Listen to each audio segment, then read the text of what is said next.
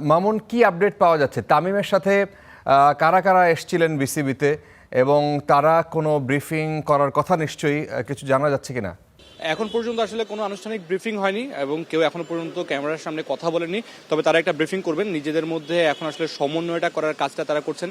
আমার ঠিক পিছনে আপনি দেখতে পাচ্ছেন যে বিসিবির যে অফিসটা, সেখানে আসলে তারা আছেন এখন। তামিম ইকবাল সভাপতি তিনি তো এসেছেন, তার সবার আগে তিনি এসেছেন এবং তার সাথে যে 11 সদস্যের যে অ্যাডহক কমিটি, সেই কমিটির বেশ কয়েকজন 4-5 জনের মতো এসেছেন। রাজশাহী ইমামের কথা বলতে পারি, বা ইয়াসির তার নাম বলতে পারি, রফিকুল ইসলাম বাবু তিনি এসেছেন। এরকম 3-4 জন সদস্য তারা কিন্তু এসেছেন এবং তামিম ইকবালের সাথে তারা এখন ভিতরে বৈঠক করছেন, কথা বলছেন।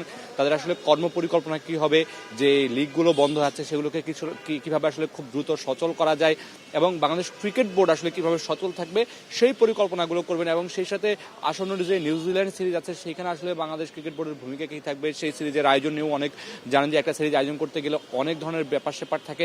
সব কিছু নিয়েই আসলে তারা নিজেদের মধ্যে আলোচনাটা ছাড়ছেন এবং তারা আলোচনা সারার পরে এবং আরও বেশ কয়েকজন পরিচালক সদস্য আসার কথা রয়েছেন, তারা আসলে সবাই মিলে সম্ভবত তারা প্রেস ব্রিফিংটা করবেন। সেটা হয়তো আমরা সরাসরি স্টার নিউজের যে দর্শকরা আছেন তাদেরকে দেখাতে পারবো। তারা একটু জানিয়ে রাখতে চাই যে আজকে দুপুর 3টায় এনএসসিতে আসলে তদন্ত কমিটির যে একটা ব্রিফিং ছিল, সেখানে আসলে আগের যে বোর্ড বা সদ্য যেই আমিনুল ইসলাম বুলবুলের যে বোর্ড ছিল সেটিকে আসলে অবৈধ ঘোষণা করা হয় এবং সেই পরিচালনা পর্ষদকে ভেঙে দেওয়া হয় এবং নতুন করে 11 সদস্যের একটা অ্যাডহক কমিটি দেওয়া হয় এবং সেখানে তামিম ইকবালকে সভাপতি করা হয়। আমি একটু রেদওয়ান শাওনকে ডেকে নিব, আমাদের সহকর্মী। তিনি সারাদিন আজকে বিসিবিতে ছিলেন, তিনি দেখেছেন আমিনুল ইসলাম বুলবুলরা যখন বোর্ডে ছিলেন সেখান থেকে কীভাবে বিদায় নিয়েছেন সেই বিষয়গুলো সচক্ষে দেখেছেন এবং তিনি পরিচালকদের সাথে কথা বলার চেষ্টা করেছেন। রেদওয়ান, আপনি নিশ্চয়ই একটু বলবেন যে আমিনুল ইসলাম বুলবুলকে আসলে আপনি কীভাবে দেখেছেন, আজকে সারাদিন কেমন ছিল তার অবস্থা?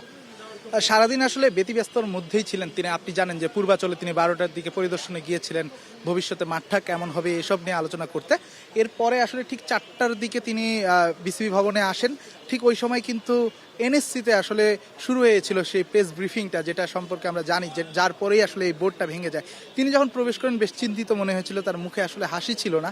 কিন্তু এরপরে যখন তিনি চলে গেলেন তার যাওয়াটা আসলে আমি মেনে নিতে পারিনি, কারণ একজন সাবেক ক্যাপ্টেন, একজন বাংলাদেশের প্রেসিডেন্ট, ওই সময়েও তিনি প্রেসিডেন্ট ছিলেন, তিনি যেভাবে আসলে বেরিয়ে গেছেন, তিনি চাইলে মিডিয়াকে ফেস করতে পারতেন, কিন্তু তিনি তা বেছে না নিয়ে পেছনের দরজা দিয়ে আসলে কিছুটা পালিয়ে যাওয়ার মতো অবস্থা, তিনি যেভাবে চলে গেলেন সেটা আসলে একটা খারাপ বার্তা দেয়। আসলে তার অনেক অভিযোগ থাকতে পারে, তার আক্ষেপ থাকতে পারে, তার এই ডিসিশন না মানার অসংখ্য যুক্তিও থাকতে পারে। সেটা যদি তিনি মিডিয়ার সামনে বলে যেতেন, মিডিয়াকে জানিয়ে যেতেন, কারণ বাংলাদেশের একটা বড় সংখ্যক মানুষ কিন্তু আমরা দেখেছি সোশ্যাল মিডিয়ায় তারা কিন্তু আমিনুল ইসলাম বুলবুলের বেশ প্রশংসা করেছেন এবং এই বোর্ডটার বেশ প্রশংসা করেছেন।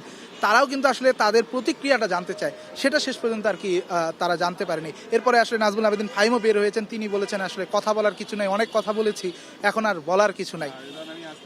আপনি পুরো দিনের আসলে যে চিত্রটা সে রেদওয়ান জানাচ্ছিলেন, আসলে শুধু আমিনুল ইসলাম বুলবুল না, যখন তামিম ইকবাল আজকে বোর্ডে আসেন, দায়িত্ব পাওয়ার পরে তিনি বোর্ডে আসেন এবং আমরা দেখেছি যে তাকে আসলে স্লোগান দিয়ে বরণ করে নেওয়া হয়েছে এবং বেশ কিছু মানুষ আমরা সমাগম এখানে দেখেছি এবং আমরা হয়তো বা রাত 10টা-11টা নাগাদ একটা ব্রিফিং এই কমিটি থেকে, নতুন অ্যাডহক কমিটি থেকে পাবো। আচ্ছা, অনেক ধন্যবাদ। মামুন আমাদের সাথে যুক্ত হয়েছিলেন, তিনি মিরপুর থেকে। কমিটি হয়ে গেছে, প্রজ্ঞাপন এসে গেছে, 11 জন হচ্ছে এই কমিটির সদস্য।